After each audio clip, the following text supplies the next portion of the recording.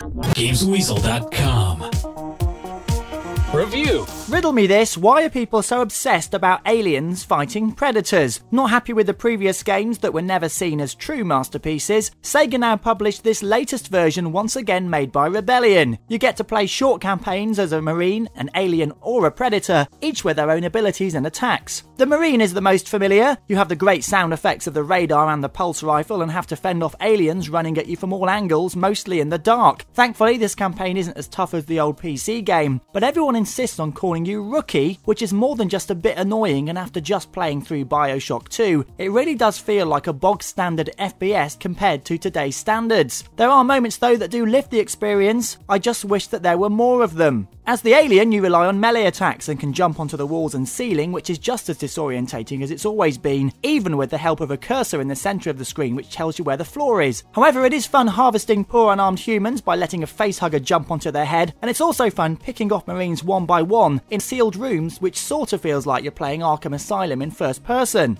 The Predator relies on stealth, so you can cloak at the push of a button and use your shoulder cannon and other weapons to punish the aliens and marines from a distance. Both the Alien and Predator campaigns also featured grab moves, which result in a particularly gory ending for your foes. Unfortunately, whilst these moves are cool to do, they do leave you vulnerable and you can't cancel the move once you've started it, and often you end up taking damage or being killed yourself. The game's also no great shakes when it comes to graphics. Again, compared to games such as BioShock 2 and Mass Effect 2, this doesn't come close despite being not as long or complicated. So the single player campaigns are mediocre at best, but what about the multiplayer? Surely this is where the game must shine, right? Well, deathmatch mode just doesn't work. Team deathmatch fares a little better, but thankfully there are some much better game modes in there. Survivor is a take on the now popular Horde mode in games, whereas Marines you must fend off waves of aliens, whereas Infestation mode pits Marines against one alien. When a Marine's taken out, they also become an alien, and so on. Thankfully, these game modes and others involving the Predator save the game a bit, but you're still struggling with the clunky melee combat, which works well in slower games such as Condemned, but not so well in games where things are sprinting towards you faster than Usain Bolt. When it all comes out in the wash, Aliens vs Predator is an average FPS with some fun highlights, which push it towards a good 6 out of 10.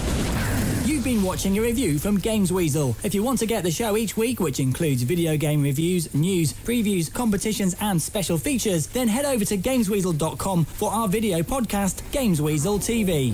Gamesweasel.com.